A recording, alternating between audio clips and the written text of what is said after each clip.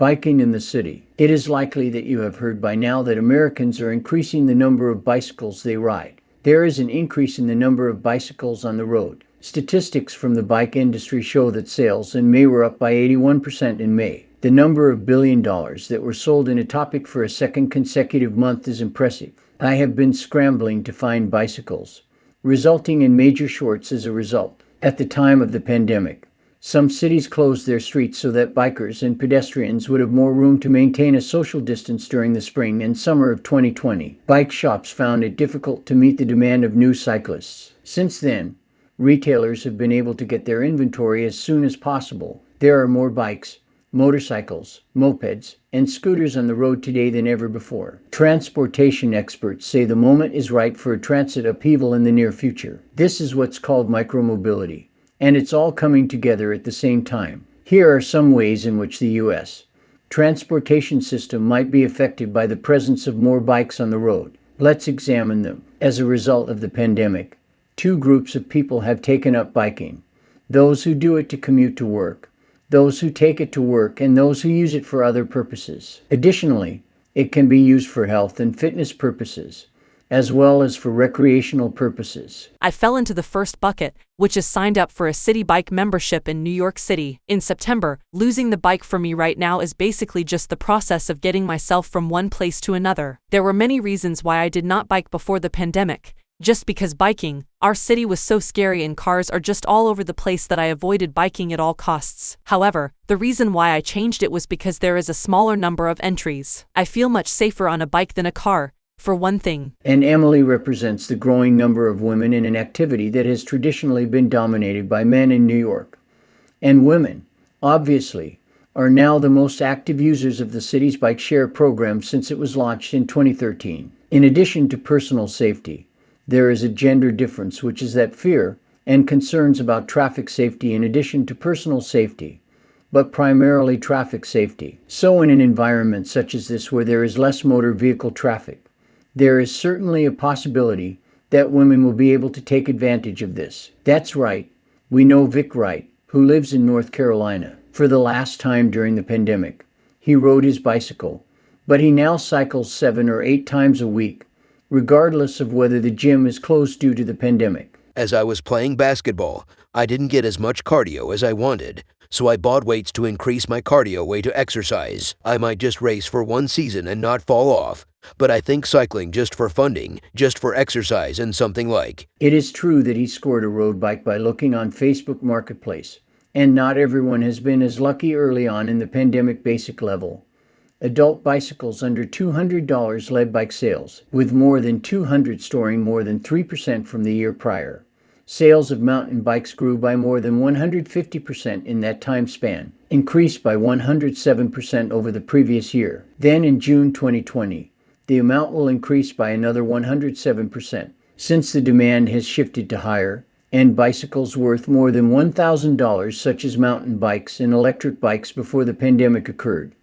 A high-end electric bike company tripled its production in anticipation for growth. Still, it wasn't enough to meet demand for the company. For comparison, that's much higher than the production at the moment. In Q2 2021, we may be able to start growing even more. There are 6 times as many requests as we had last year. During this project, we had to do the hardest work we had ever done in our lives, and we did the most difficult work that we had ever done. There was not much we could do but try the best we could. As far as our specialized expertise is concerned, it has been in existence for almost 50 years now. It's not like the bikes don't exist, so it's not like they aren't there. The type of bike you ride makes a difference. It is true that the bicycle infrastructure in the United States lags behind that of many European nations and countries where cycling is already a part of their transportation systems. The major reason for the gap is the automobile industry of the United States. The automobile is by far the most prevalent form of transportation in the United States today. Considering the magnitude of the issue,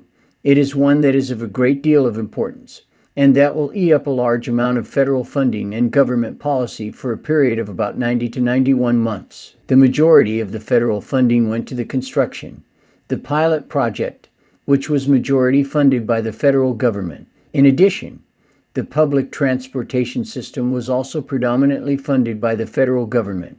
This will be the first time since 1991 that some other money is being allocated to improving active means of transportation for bicycle and bicycling. We have witnessed the increase in funding since then. It has some impact.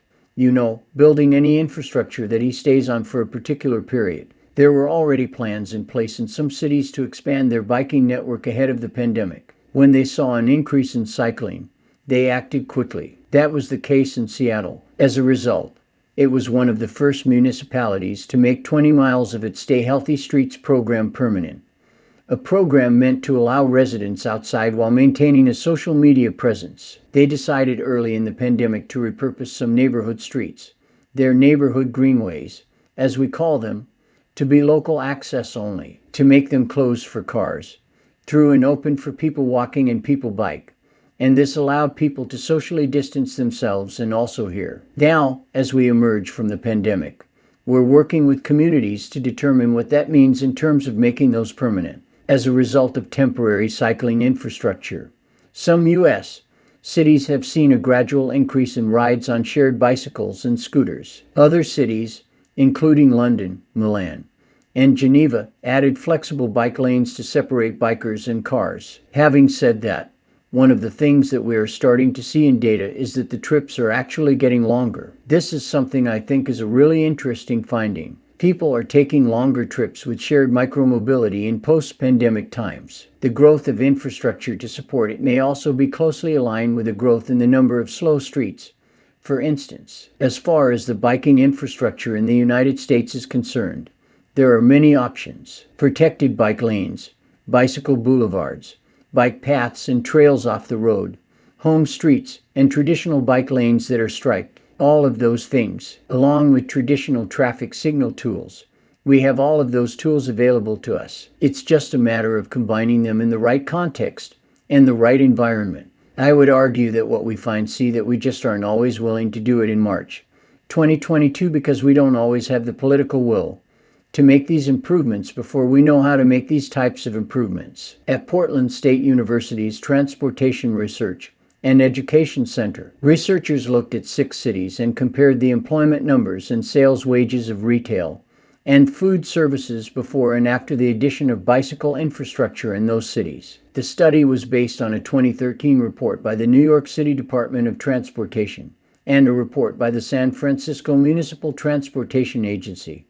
Our experience has shown us that, in many places, new bike lanes and pedestrian infrastructure in business areas have often been associated with an increase in sales and employment to businesses situated along the corridors. In some cases, there may not be a choice. Funding for cycling infrastructure creates a big challenge for bicycling infrastructure, but we have seldom seen a negative effect. Typically, the money for bicycle infrastructure is derived from federal and state gas taxes. In the end, the money ends up being used to build roads for automobiles. Some critics say the money should be used for improving the infrastructure for motor vehicles since it comes from gas taxes. The money will be raised. The next step is to decide where to spend it. Historically, when looking across class and racial lines, the infrastructure that is placed has often been a barrier. I would like to point out that these are new. Bicycle infrastructure is not usually distributed equitably across cities. There are some good studies that show that at least in larger cities, white, higher income, and more affluent people are likely going to have access to better bicycle infrastructure as compared to others. There is no doubt that this needs to change. In order to be more equitable in providing accessible, safe infrastructure for everyone, we need to do a better job at being more equitable, even though the pandemic has caused a rise in numbers of Americans biking. However, it hasn't been confirmed. Once the flu is gone, biking will continue to be popular. Whenever the United States opens to the public again after the COVID lockdown, there was a period of time during the summer when transportation planners carefully watched a metric called vehicle miles traveled. The travel metric measures the amount of travel by all vehicles within a given area over a given period of time, which fell on March 2020. The number of vehicles on the road increased when cities reopened following COVID lockdowns.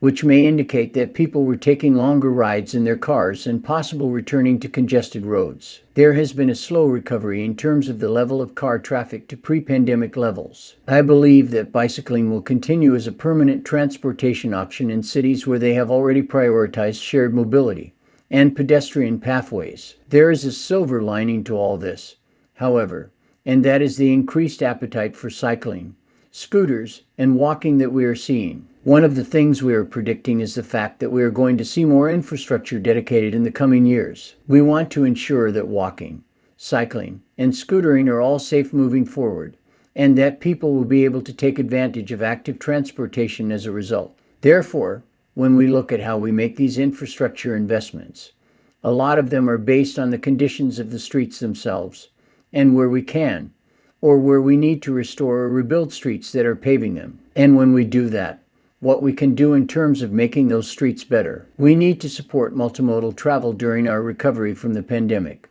so that people can get moving again. There will need to be a number of travel options available to people. That way, we don't get back to congestion and frustration with our transportation system. Our goal is to ensure that people can get around the city safely no matter how they used to do so.